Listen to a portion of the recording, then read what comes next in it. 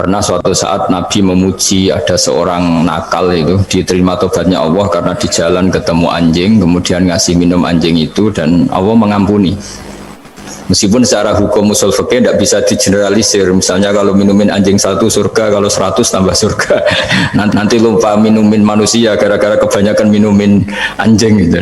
Tapi apapun itu fakta ada cerita di hadis seperti itu. Kemudian menyangkut komunitas internasional yang beberapa diantaranya tentu beda agama, beda keyakinan. Saya mau membacakan cerita di kitab Ar-Risalah Al-Qushairiyah. Jadi saya hanya membantu referensi-referensi yang diajarkan guru-guru kita. Ar-Risalah Al-Qushairiyah adalah kitab kesayangan Mbah Maimun karena dulu mbah beliau dapat ijazah dari Sayyid Umar Sato, kakaknya Sayyid Abi Bakar Sato yang punya kitab I'anatul Thalibin. Dan kitab itu dibawa ke Indonesia sampai ke saya sebagai murid beliau. Di antara yang disebut dalam Ar-Risalah Al-Qushairiyah ini Thariqatu Ahlil Ilm, kitab Ar-Risalah Al-Qushairiyah itu. Saya baca nasnya ya, atau ibaratnya atau teksnya. Sami'tu ba'dal ulama yaqulu istadhafa majusiyun Ibrahim al-Khalil alaihi salam faqala bisyarti antuslima. Famarral majusiyu fa'awhallahu ta'ala ilaihi mundu khamsina sanatan nut'imuhu ala kufri falau nawaltahu lukmatan min ghairi antu talibahu bitahyiri dini. Famado Ibrahim alaihissalam ala athari hatta adrakahu wa atadharu ilaihi fasalahu anis sabab fadhakara lahu dhalik fa aslamal majusiyu. Jadi suatu saat Nabi Ibrahim itu kan terkenal Abu Duyuf, orang yang mesti menservis tamu-tamu itu. Kita tahu dulu itu tidak ada warung, tidak ada hotel, tidak ada, ya pokoknya tidak ada mall, sehingga kalau orang pergi itu kelaparan betul itu. Bahwa orang kaya pun kelaparan karena melewati padang pasir itu. Kalau sekarang kan orang mau sowan kiai makan dulu, karena takutnya di rumah kiai kan makan sungkan, jadi makan dulu nanti di kiainya tinggal pura-pura makan. Kalau dulu memang makan nih tamu itu wajib betul, kalau tidak ya kelaparan betul tamu itu. Sehingga cerita suatu saat di antara tamu itu berakidah, berfaham majusi atau beragama majusi lah gampangannya itu. Terus Nabi Ibrahim nggak mau, saya mau ngasih makan syaratnya Anda harus Islam gitu. Akhirnya orang ini putus asa kemudian meninggalkan Nabi Ibrahim. Saat orang itu meninggalkan Nabi Ibrahim, Allah memberi wahyu ke Nabi Ibrahim. Orang itu umurnya 50 tahun dan dia hidup karena tak kasih makan. Terus kata Allah, mundu khamsina sanatan nut'imuhu ala kufri. Saya yang Tuhan saja ngasih makan dia 50 tahun tanpa syarat dia harus Islam. Kamu baru dimintai makan sehari mensyaratkan Islam. Walhasil terus Nabi Ibrahim ngejar orang Majusi itu, terus monggo-monggo makan di rumah saya. Singkat cerita terus orang Majusi itu tanya, kenapa Anda berubah pikiran? Terus Nabi Ibrahim cerita bahwa beliau ditegur Allah kemudian harus melakukan itu. Jadi cerita-cerita seperti itu banyak. Dulu kita dengar para kiai sering cerita ketika seorang Yahudi rumahnya diusir Amr bin As untuk pembangunan masjid. Ketika lapor ke Sayyidina Umar, masjid itu yang mengambil tanahnya orang Yahudi harus dikembalikan ke orang Yahudi. Dulu guru-guru kita juga sering cerita Sayyidina Ali itu pedangnya dicuri sama orang Yahudi. Ketika ketemu di pasar atau di jalan, kemudian Sayyidina Ali yakin itu pedangnya, dilaporkan ke Qadhi Syureh. Setelah itu Sayyidina Ali diminta, buktinya apa, saksinya siapa kalau itu pedang Anda? Saksinya Hasan dan Husain. Tapi kata hakim, Sayyid Hasan Husain itu keluarga Anda, tidak sah jadi saksi. Zaman itu Sayyidina Ali masih berargumentasi, waqad qala Rasulullah sallallahu alaihi wasallam Hasanun wa Husainun sayyida syababi ahlil jannah. Tapi kata Imam Sureh tetap standar saksi itu tidak boleh dari keluarga. Singkat cerita, qadhinya itu pakai standar hukum usul fikih, al-qaulu qaulu sahibil yad. Yang dibenarkan adalah yang sekarang megang barang itu. Ketika nggak ada saksi, al-musaddaq, yang dibenarkan al-qaulu qaulu sahibil yad, yang dibenarkan ya yang megang barang itu. Singkat cerita dimenangkan oleh orang Yahudi tadi. Setelah dimenangkan, Sayyidina Ali agak kecewa, masa seorang Amirul Mukminin sidang di pengadilan negeri kalah. Tapi orang Yahudi tadi akhirnya insaf, sadar sampai masuk Islam, sampai beliau ngendikan bihadza taqumus sama wal ard, karena ini langit dan bumi berdiri karena keadilan itu. Jadi ini cerita-cerita referensi yang bisa menolong teman-teman siapapun berkomunitas internasional. Karena pikiran saya sederhana ya, al ilmu yurisul ahwal, ilmu itu melahirkan sikap. Jadi kalau kita punya referensi yang cukup tentang toleransi, insya Allah kita hidup di mana saja punya toleransi, karena toleransi itu juga ajaran agama. Di antara yang diceritakan para guru-guru kita adalah ketika Nabi mau dibunuh oleh orang namanya Daksur atau Duksur, siapa enggak tahu KTP-nya saya. Kiai kalau baca Daksur. Ketika beliau sedang santai di satu tempat, tahu-tahu ada orang yang mengambil pedangnya, kemudian bilang, "Mayyam na'uka minni ya Muhammad." Sekarang Anda sama saya berdua, siapa yang bisa menghalangi kamu? Nabi dengan rileks menghentikan Allah. Kemudian si Daksur ini gemetar, pedang jatuh. Kemudian diambil Nabi. Sekarang ya Daksur, "Mayyam na'uka minni," yang bisa menghalangi kamu siapa? Orang itu bilang, "La ahada," tidak siapapun. Nabi dengan gampangnya fa'afa'anhu, Nabi memaafkan. Padahal ini jenis harbi, jenis orang yang jelas punya niat bunuh. Terus artinya kita yang ngaji di pesantren, saya ngaji di Mbah Maimun, punya Bapak Kiai Nur Salim, semuanya ngajarkan bahwa di mana-mana perang kekerasan itu ya karena kita diperangin. Udina lilladzina yuqatalun, karena kita diperangi kita boleh perang.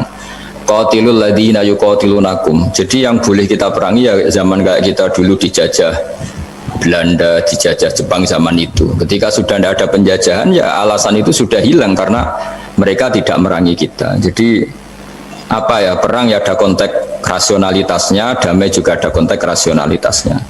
Tapi karena kita punya tradisi referensi, teman-teman yang di Jerman tak bantu, tadi ada kitab Arisal Al-Qusyairiyah, terus ada beberapa cerita-cerita tadi kayak Daksur.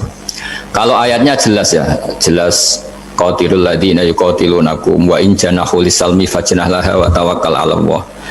Bahkan seperti yang diceritakan Profesor Quraisy tadi, yang sedang kita benci pun bisa saja suatu saat teman. Dalam surat Mumtahanah itu atau Mumtahinah ada ayat asawwau ayyaj'ala bainakum wa bainal ladzina ataitum minhum mawaddah. Bisa saja orang yang sekarang kamu benci suatu saat kamu cintai.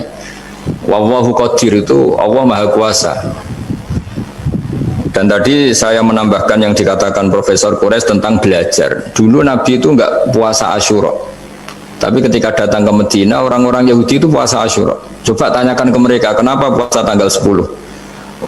Terus mereka menjawab, yaumun najjawahu fi Musa, itu hari yang Allah menyelamatkan Nabi Musa.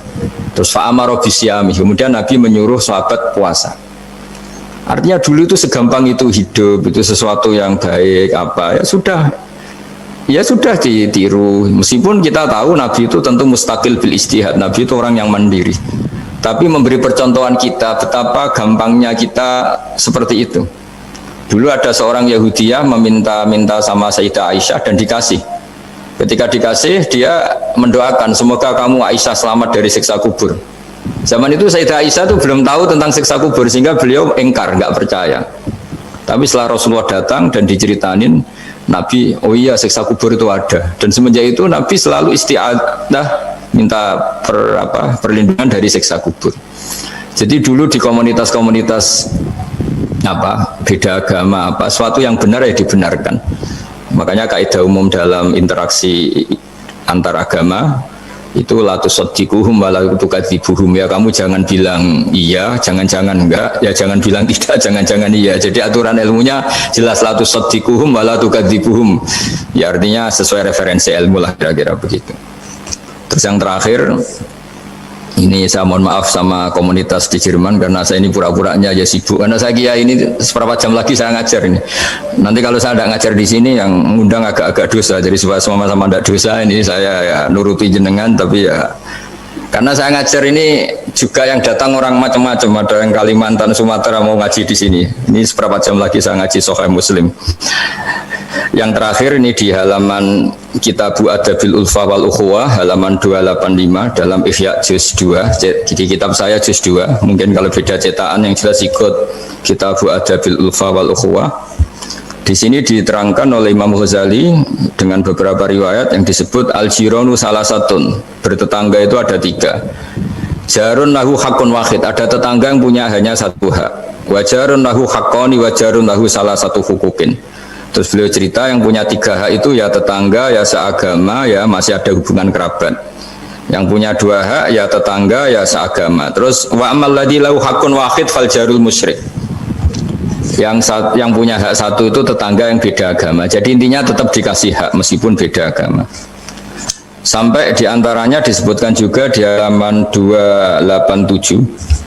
Imam Ghazali ngendikan, beliau berfatwa dan beliau bercerita, rawahu Umar bin Shu'aib an Nabi an Jaddih anin Nabi. Terus qala Mujahid kuntu inda Abdullah bin Umar wa ghulamun lahu yaslahu syatan faqala ya ghulam idza salakhta fabda bijarinal yahudi.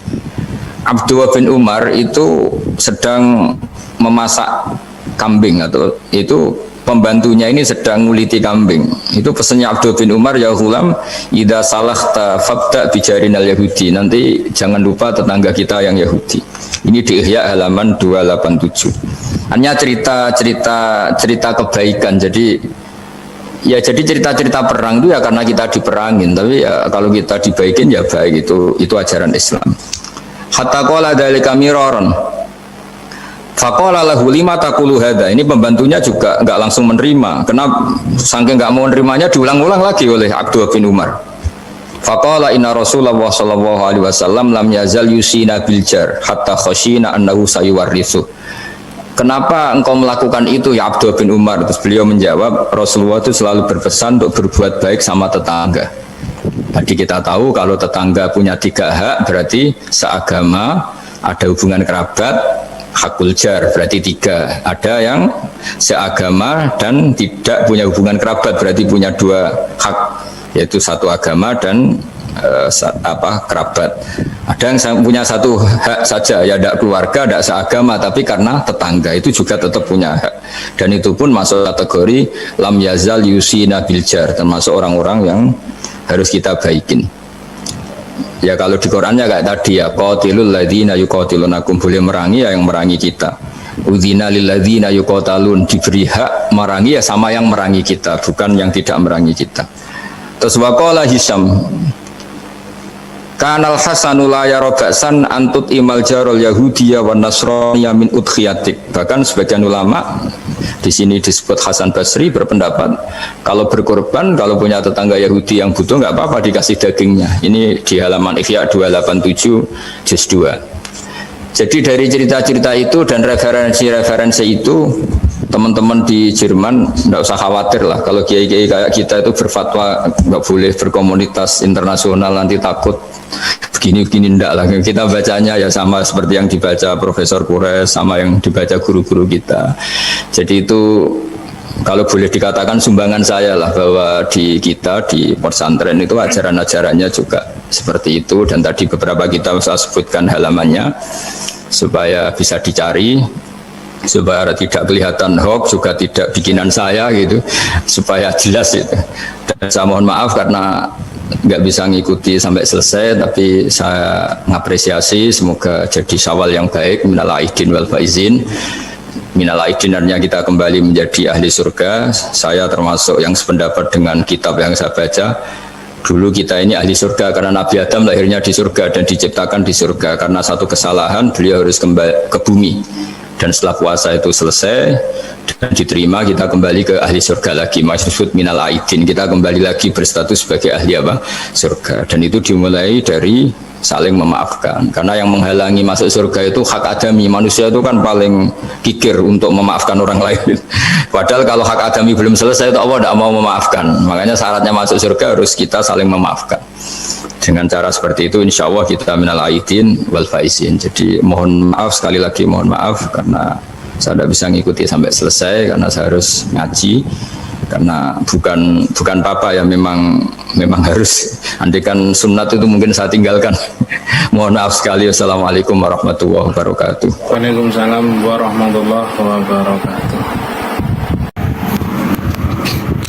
Oke kawanku, terima kasih banyak sudah menyelesaikan atau melihat kajian singkat dari beliau, yaitu Gus Bahah, tentang batasan toleransi beragama. Jadi pentingnya kita membentengi akidah atau membangun akidah kita biar tetap selalu terikat dengan adanya Allah Sang Pencipta.